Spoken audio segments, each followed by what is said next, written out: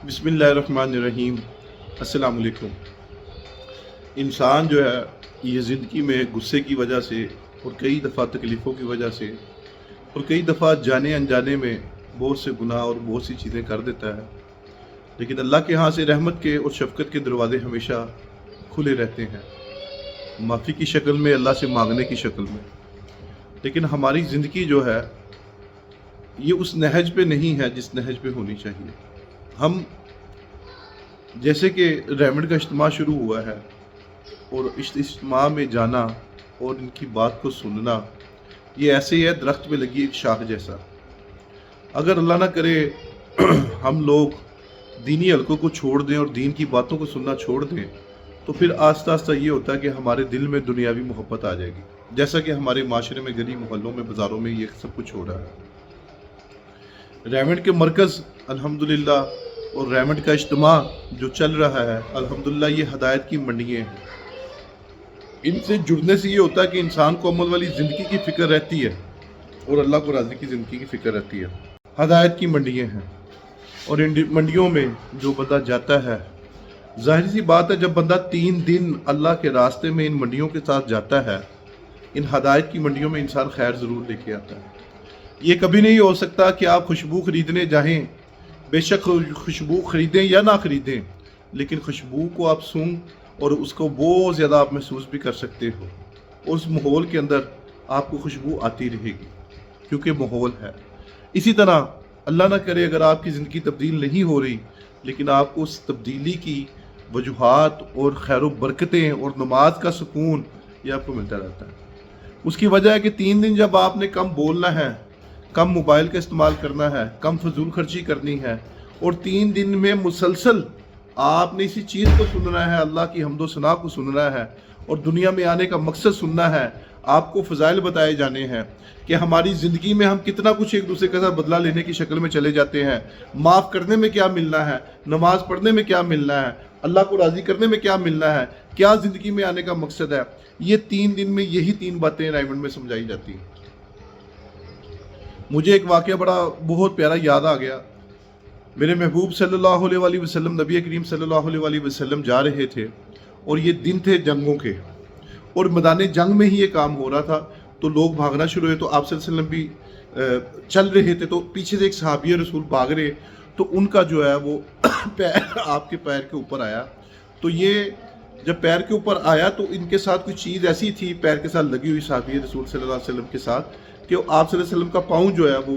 थोड़ा सा ज़ख्मी हुआ या थोड़ा सा उसे तकलीफ़ हुई। और जैसे इंसान हमारे साथ भी ऐसी मामला होता है, अगर कोई हमारा बच्चा औलाद जो है जिससे हमें बड़ा प्यार है, अचानक वो अगर हमारे छोटा बच्चा 6 माह का 8 माह का हमारे सीने के बाल छीन ले, तो हमारे सीने के बाल पकड़ ले, तो उसकी गिरफ्त ऐसी अच्छी और पकड़ अल्लाह ने रखी होती है कि अगर वो पकड़े तो हमें तकलीफ़ होती है, फ़ौरन हम बच्चे को छुड़वाते हैं ज़ोर से पकड़ के, या कोई वो हमारा इरादा नहीं होता। तो इस इरादे से जब नबी करीम सल्लल्लाहु अलैहि वसल्लम के पाँव के ऊपर पाँव आया, तो मेरे महबूब सल्लल्लाहु अलैहि वसल्लम ने उस सहाबी रसूल को थोड़ी सी ऐसी बात की जो सख्ती वाले अल्फाज थे और कहा कि ओए मुझे तकलीफ़ हुई है, ओए तू हलाक हो, या ओ तू ऐसे करके कोई अल्फाज किए हैं उनको। तो सहाबी रसूल के कानों में जब वो आवाज़ पड़ी है, और ये सहाबी रसूल जानबूझ के नहीं थे, गैर दानिस्ता तौर पर ये काम हुआ था, जानबूझ के नहीं था ये काम। तो जब उनके कानों में ये आवाज़ आप सल्लल्लाहु अलैहि वसल्लम की गुजरी, तो उसके बाद वो साइड पे हुए, आप सल्लल्लाहु अलैहि वसल्लम गुजरे हैं। फिर बाद वक्त गुजर गया, जब वो फारिग होकर घर आए हैं तो रात को पूरी रात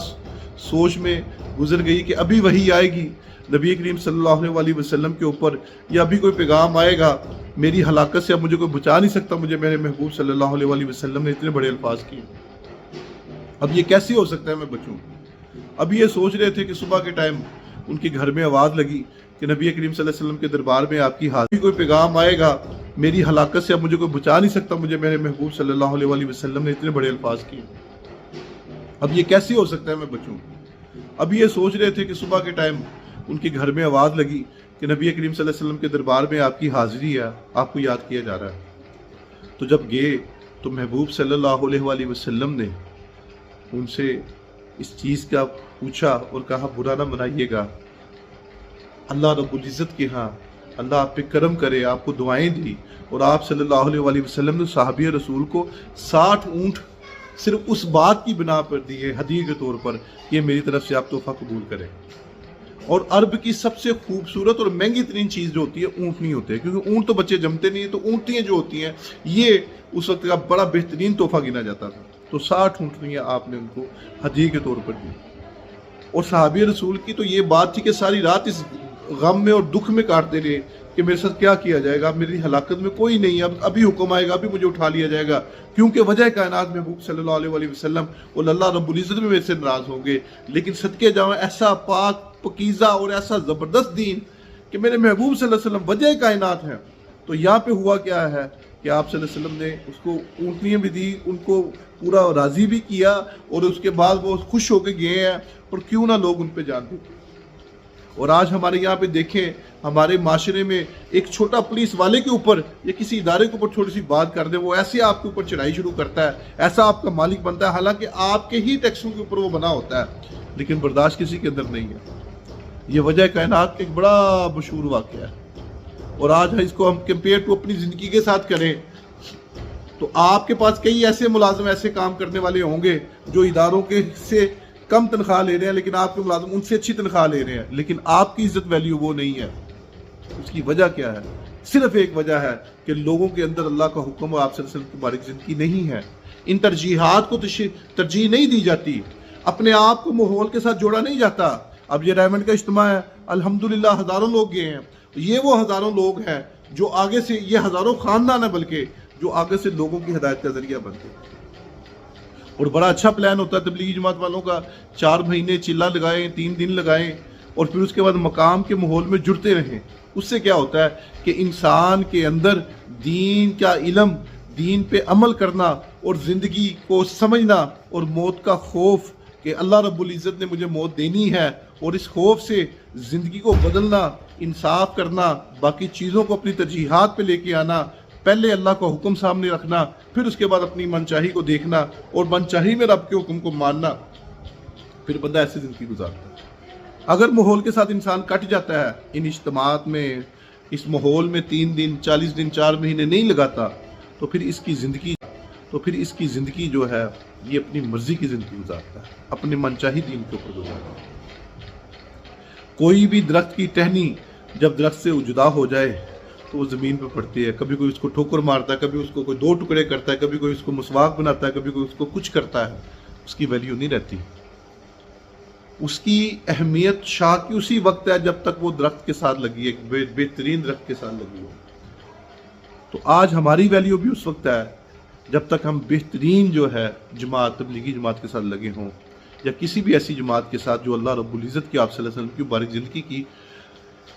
تشریح اور ان کی زندگی کو پھیلانے کی محنت کر رہا ہو۔ اور بہترین جماعت ہماری نظر میں تو تبلیغی جماعت ہے۔ اور یہ ریمنڈ کا اجتماع جو ہے، اس میں ہزاروں بندوں کے اللہ رب العزت نے زندگیاں بدل دی ہیں، ہزاروں لوگوں نے نکلنا ہے اللہ کے راستے میں، اور سب سے محبوب چیز اللہ رب العزت کو یہی ہے کہ لوگوں کو اللہ کی طرف بلانا۔ اور شیطان سے کسی نے پوچھا کہ تو کس راستے میں زیادہ آتا ہے؟ مفہوم تشریح اس نے 2 رستوں کا کہا، ایک وہ رستہ جب لوگوں کی ہدایت کے لیے اللہ رب العزت سے مانگ رہا ہو اور اللہ کے راستے میں جہد کر رہا ہو، اور دوسرے نمبر پہ جب کوئی 2 غیر محرم لڑکا اور لڑکی اکٹھے ہوں کسی کمرے میں، تو میں فوراً خون میں تحلیل ہو کر ان کو ایک دوسرے کے لیے غلط کام کے لیے اکساتا ہوں۔ تو میرے پیارو، یہ دیکھنا، یہ سوچنا کس نے ہے؟ یہ ریمنڈ کا مقصد، یہ اجتماعات کا مقصد، یہ تبلیغی جماعتوں کا گھر گھر جا کے دروازہ کھڑکانا، اور یہ کہنا تیری اور میری اور سارے عالم کے سارے انسانوں کی کامیابی اللہ کے حکم اور جناب نبی کریم صلی اللہ علیہ وسلم کی مبارک زندگی کے اندر۔ تو اس ماحول میں جڑے رہنا یہ اصل ہے، یہ کوئی معمولی کام نہیں ہے۔ 1,24,000 کے قریب تقریباً انبیاء علیہم الصلوۃ آئے ہیں، سارے انبیاء علیہم الصلوۃ نے آ کے اسی چیز کی محنت کی، اور آخر میں میرے محبوب صلی اللہ علیہ وسلم آئے، اور ختم نبوت کی برکت سے یہ کام میرے اور آپ کے ذمہ ہے کہ لوگوں کو اللہ کی طرف بلانا، یہی اصل کام ہے۔ میرے پیارے، اپنی زندگی کو بدلنا۔ آج ایک واقعہ جو نبی کریم صلی اللہ علیہ وسلم کی شفقت کا تھا، جو رحمت للعالمین بنا کر بھیجا، اور کیسا پیارا صحابی رسول صلی اللہ علیہ وسلم کو تحفے عنایت فرمائے 60 اونٹنیوں کی شکل میں، اور پھر اس کے بعد ان کے دل میں جو تھا، تو آج دیکھ لیں کہ ہماری زندگی اس موازنے میں کیسی ہے۔ ہم تو ان کے قریب سے بھی نہیں گزرے،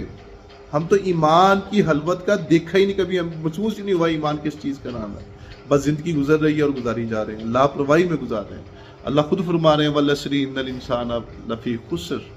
عصر کی قسم بے شک انسان خسارے میں، اور یہی وہ خسارے ہیں جو ہم کر رہے ہیں۔ ہماری صبح سے لے کے شام تک جب آنکھ کھلتی ہے تو ایک چیز کے لیے محنت کی کہ مال کیسے اکٹھا کرنا ہے، مال کیسے لے کے جانا ہے، کیسے زندگی کی خواہشات پوری کرنی ہے، کیسے بچوں کی خواہشات پوری کرنی ہے۔ اسی چیز میں صرف ایک چیز دیکھ لیں کہ اللہ کے حکم کے ساتھ پوری کرنی ہے۔ اب وہ اللہ کا حکم زندگی میں کیسے آئے گا، اس کے لیے اجتماعات ہیں، اس کے لیے نیکوکار کے پاس بیٹھنا ہے، اسی کے لیے مسجدوں کا ماحول اپنانا ہے، اسی کے لیے 3 دن لگانے ہیں، اسی کے لیے 40 دن لگانے ہیں۔ زندگی تبدیل ہوتی ہے۔ آج اگر تبدیلی زندگی میں تعلیم حاصل کرنے سے، دنیاوی تعلیم حاصل کرنے سے آتی ہوتی تو شہر کا جو سب سے بڑا پولیس آفیسر ہے وہ سب سے بہترین جو ہے دین کا داعی ہوتا۔ لیکن تبدیلی زندگیوں میں دین کی اور اچھی اخلاقیات کی اسی وقت آتی ہے جب بندہ اس کے راستے میں محنت کرتا ہے۔ صحابہ کرام نے محنت بھی کی، مشقت بھی کی، تکلیفیں بھی برداشت کی، پھر جا کے ایمان سیکھا، اور پھر جب ایمان سیکھا پھر قرآن اترا، اور جب قرآن اترا پھر قرآن پہ کیسی فوقیت حاصل کی ہے، پھر زندگیوں کو بتایا انہوں نے، پھر بند چکییں جن میں ڈالا کچھ نہیں ہے، اور جب چلائی ہے میرے محبوب صلی اللہ علیہ وسلم کے حکم سے، پھر چکی بند نہیں ہوئی، پھر آٹا آتا ہی گیا ہے۔ پھر بکری کا دودھ، صحابہ بیٹھے ہوئے سارے، پھر میرے محبوب صلی اللہ علیہ وسلم نے جب کہا، فرمایا کہ پیاس سب کو لگی ہے، بھوکے تھے سب بھی، تو آپ نے بکری کے دودھ کا پیالہ جو چھوٹا سا تھا جس میں تھوڑی مقدار میں دودھ تھا، ساروں نے پیٹ بھر کے پیا، اور آخر میں گھومتے گھومتے نبی کریم صلی اللہ علیہ وسلم کے پاس خود آیا، جب آئے تو دیکھا پھر دودھ باقی تھا۔ پھر اللہ ایسی خیر و برکتیں دیتے ہیں۔ آج کائنات میں فلسطین ہو، جہاں کہیں بھی ہو، جہاں مسلمانوں پہ مظلوم ظلم ہو رہا ہے، یہ ملک کے لیے لڑا جا رہا ہے، اللہ کے لیے نہیں لڑا جا رہا۔ یہ امام مہدی رحمۃ اللہ علیہ کی جب ان کی امام مہدی کی جب یہ دوران حج ان کی ہوگی، ظہوری ہوگی، ظاہر ہوں گے، پھر اس کے بعد یہ قافلہ بنے گا جو صرف اللہ کے لیے لڑے گا۔ اور یہ نہیں میں کہہ رہا کہ اسرائیل والے اللہ معاف کرے، وہ تو ظالم ہے سو ہے، لیکن جو ظلم کر رہے ہیں فلسطین کے اوپر، اس پہ کوئی اللہ کا اجر و ثواب نہیں، بالکل ہے، وہ لوگ شہید ہیں، اس میں کوئی دو رائے نہیں ہے۔ لیکن نعرہ حق کہ ہم نے اللہ کے لیے لڑنا ہے، وہ اس طرح کا بھی وہ سسٹم نہیں چل رہا۔ وہ سسٹم امام مہدی کے ظہور کے بعد چلے گا، لوگوں کو سمجھ لگے گی کہ لڑنا ہم نے اپنے ملک کے لیے نہیں ہے، ہم نے اللہ کے لیے لڑنا ہے۔ اور قومیں ہمیشہ میرے محبوب صلی اللہ علیہ وسلم کے صحابہ اور جتنے بھی لوگ ہیں یہ سارے کے سارے لڑے ہیں تو صرف اسلام کے لیے لڑے ہیں، اسلام کی سربلندی کے لیے لڑے ہیں۔ اسی طرح ایک بڑا مشہور واقعہ انڈیا کا مجھے یاد آ گیا، بابری مسجد کا۔ جب اس کے بارے میں پوچھا گیا تو ہندوؤں نے کہا، اللہ کم بیشی معاف فرمائے، یہ بابری مسجد کا یا کوئی اور مسجد کا واقعہ ہے، لیکن یہ بڑا مشہور واقعہ ہے۔ وہ واقعے کے جو حقائق ہیں وہ جب دیکھیں گے تو آپ کو پتہ چلے گا کہ ان سے کہا گیا کہ یہ بتائیں، یہ جو مسجد بنائی ہے مسلمانوں نے، یہ ہمارا مندر ہوا کرتا تھا۔ ہندوؤں نے یہ کلیم کیا، مسلمان بھی اسی ہائی کورٹ میں جو انڈیا کی تھی وہ بھی کھڑے تھے، تو انہوں نے کہا کہ ٹھیک ہے، اگر یہ کہتے ہیں کہ مسجد پہلے تھی اور مندر بعد میں تھا تو ان کے ایک عالم ہے مسلمانوں کے، ان کو بلا کے پوچھا جائے۔ تو جب ان کو بلا کے پوچھا گیا، اور یہ انگریز جج تھا جو بیٹھا ہوا تھا، اب ان سے پوچھا کہ بتائیں یہ جو جگہ ہے اس پہ پہلے اپنا، مسلمان تو خوش ہوئے نا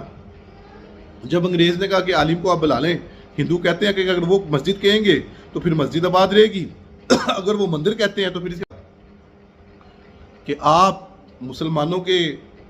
معتبر ہیں، مسلمانوں میں بھی اور ہندوؤں میں بھی معتبر ہے، اور انہوں نے آپ کو یہ شرف بخشا ہے کہ آپ گواہی دیں، تو آپ بتائیں کیا ہے۔ تو انہوں نے کہا کہ گواہی بے شک اللہ کا حکم ہے، اس کو چھپانا نہیں چاہیے، اس کو دینا چاہیے، اور دوسرے نمبر پر سچ بولنا ہمارے مسلمانوں کا الحمدللہ، ہم جھوٹ بول ہی نہیں سکتے، وہ مسلمان ہی نہ جو جھوٹ بولے۔ یہاں پہ پہلے مندر تھا، بعد میں مسجد بنی۔ ادھر مسلمانوں کے منہ میں انگلیاں آ گئیں کہ یہ عالم صاحب نے کیا بات کی ہے، ان کو تو بات ایسی کرنی چاہیے تھی، لیکن انہوں نے عین اسلام کو پسند کیا اور عین اسلام کی بات کو کیا۔ اور ادھر انگریز نے غور سے ان عالم کی طرف دیکھا اور دیکھ کر کہنے لگے کہ آج مسلمان ہار گیا، آج اسلام جیت گیا۔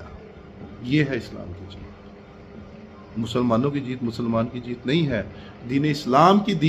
جیت جو ہے وہ اصل جیت۔ اور یہی جیت کے اوپر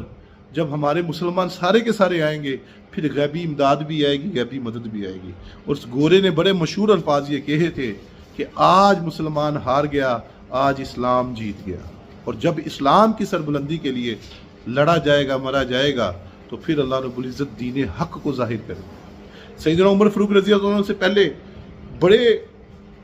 ظلم کیے جاتے تھے صحابہ کرام پہ، مسلمانوں پہ جو ایمان لے کے آتے تھے بہت ظلم کیے جاتے تھے، لیکن جب سیدنا عمر فاروق رضی اللہ عنہ اسلام میں داخل ہوئے، ان کے بعد آپ نے اعلان کیا مجمع کے اندر، کون ہے جو یتیم ہونا چاہتا ہے، کون ہے جو بیوہ ہونا چاہتی ہے، کون ہے جو، ساری باتیں آپ نے کی۔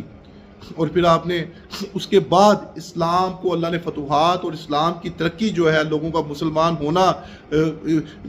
دین اسلام میں داخل ہونا، بڑی تیزی سے شامل ہوتے ہوتے ہوتے ہوتے پھر سیدنا عمر فاروق رضی اللہ عنہ کو خلافت ملی۔ پھر ایک دفعہ ایسے ہوا کہ عمر فاروق رضی اللہ عنہ کو کہا گیا کہ اے عمر، آپ کی وجہ سے اسلام بہت چمکا ہے۔ سیدنا عمر فاروق رضی اللہ عنہ فوراً غصے میں اور کہا، او خبردار، اسلام سے پہلے مجھے کون جانتا تھا؟ یہ اسلام ہی تھا جس کی وجہ سے میں چمکا ہوں، میری وجہ سے اسلام نہیں چمکا، بلکہ میں اسلام کی وجہ سے چمکا ہوں۔ تو میرے پیارے، اپنی زندگیوں میں اس چیز کی نمائندگی رکھنا اور اپنے آپ کو تبلیغ کے کاموں میں، لوگوں کی خیر خواہی کے کاموں میں اور حق بات سننے میں، اس کے لیے محنت جاری رکھنا، اس گروپ کے ساتھ، اس چیزوں کے ساتھ، اس دعوت اللہ کے ساتھ اپنے آپ کو جوڑے رکھنا، تاکہ عمل والی زندگی میں آتی رہے، فکر والی زندگی ملتی رہے۔ عمل والی اور فکر والی زندگی ہی انسان کو جنت کی طرف لے کے جاتی ہے اور جہنم سے بچاتی ہے۔ اور اسی چیز کے لیے اپنے بچوں کی بھی ایسی تربیت رکھیں، گھروں میں بھی ایسا ماحول رکھیں جس میں اللہ کے حکم آپ صلی اللہ علیہ وسلم کی بارک زندگی آئے۔ اللہ رب العزت میرا اور آپ کا، ہم سب مسلمانوں کا حامی ناصر ہو۔ اللہ رب العزت دنیا آخرت میں ہمیں کامیابی دے، آمین ثم آمین۔ السلام علیکم۔